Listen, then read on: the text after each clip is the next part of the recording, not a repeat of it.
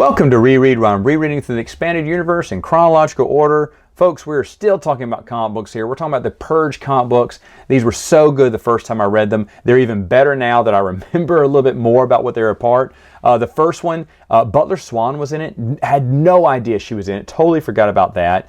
She and 7 other Jedi meet up to see what they're going to do about Darth Vader or Emperor Palpatine. They got to take one of them out. They can't take them both out at the same time, so maybe get Vader first.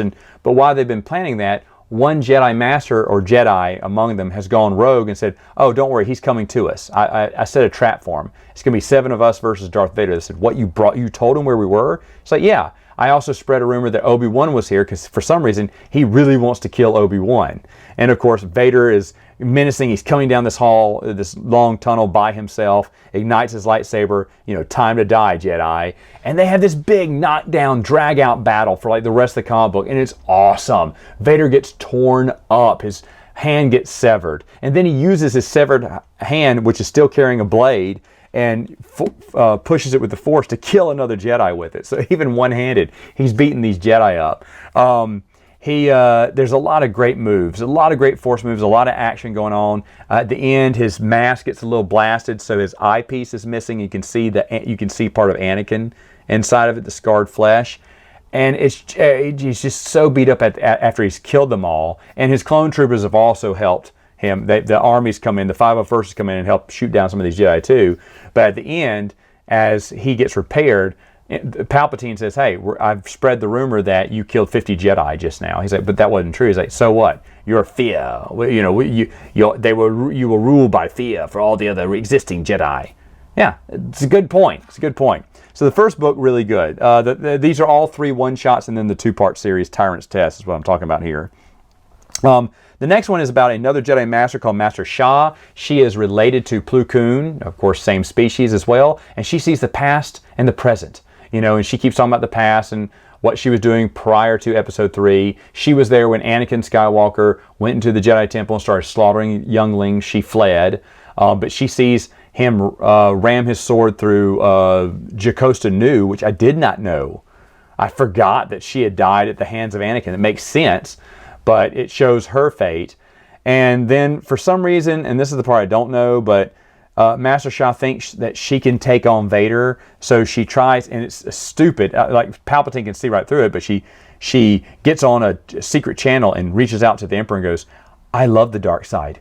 The dark side is stronger than the light. I want to be your apprentice. Send Darth Vader to me, and if I kill him, will I get to be your apprentice?" And Emperor's like, "Yes, you idiot. You're not fooling anyone." But she thinks it's, okay, now Vader will come to me and I will take him out.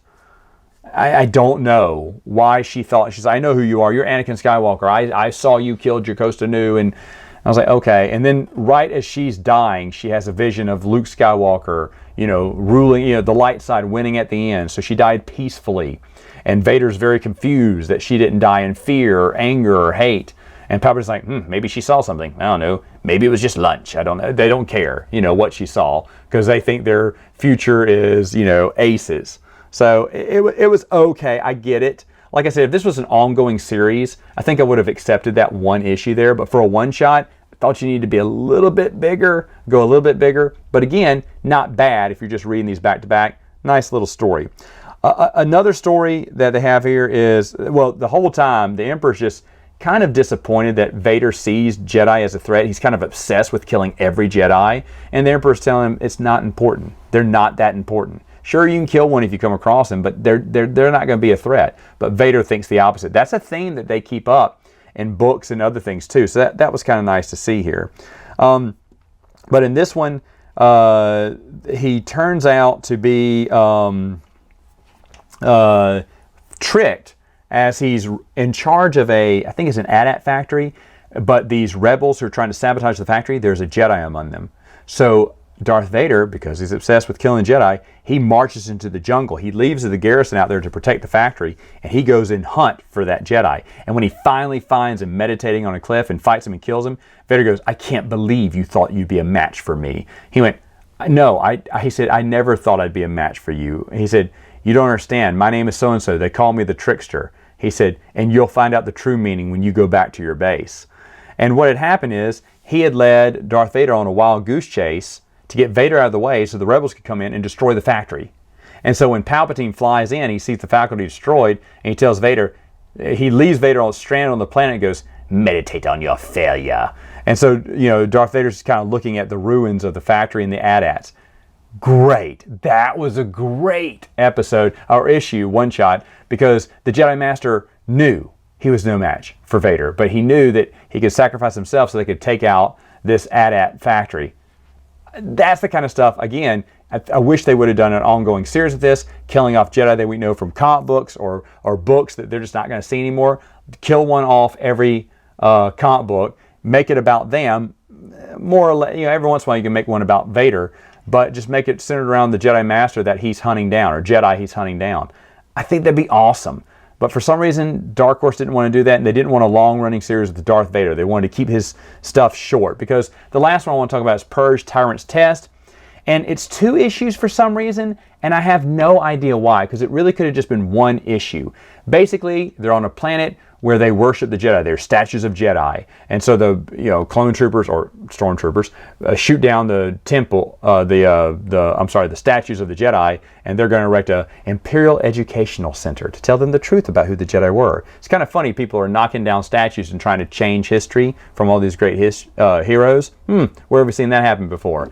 So Darth Vader knows that everyone worships this Jedi. He's like a urban hero of the planet. So he goes in there, seeks him out, beats him up, and then has him, basically go out into the streets. And he's all bloodied and beaten up, and no one knows, that's their hero. And look how bad he looks. And so the clone troopers just shoot him down in the street, acting like they didn't know who, they thought he was a common thug.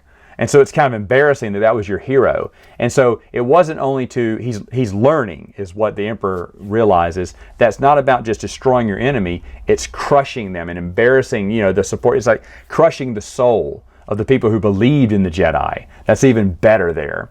Again, it shouldn't have gone 2 issues, probably just 1 issue. There is one cool scene at the beginning where one of the rebels is throwing thermal grenades, and they throw one out, and thermal detonators or whatever, and it blows up a lot of people. Then they go to throw out another one, and Darth Vader goes, enough, and he closes his fist like this, and the rebel can't open his fist. He goes, run, and the whole base blows up because he can't get the thermal detonator out of his hand. I thought that was great. That was a great scene. That's at the very beginning. So keep that, skip to the ending, and they have a 1 comic book issue. That would have probably been fun, but 2 issues, for a 2-issue comic book, I think it was a little too drawn out there. Either way, though, overall, Purge, great series. Really wish they would have done an ongoing series. They didn't, so we're stuck with what we have. But what we have was pretty good. All right, folks, that's it for now. See you next time.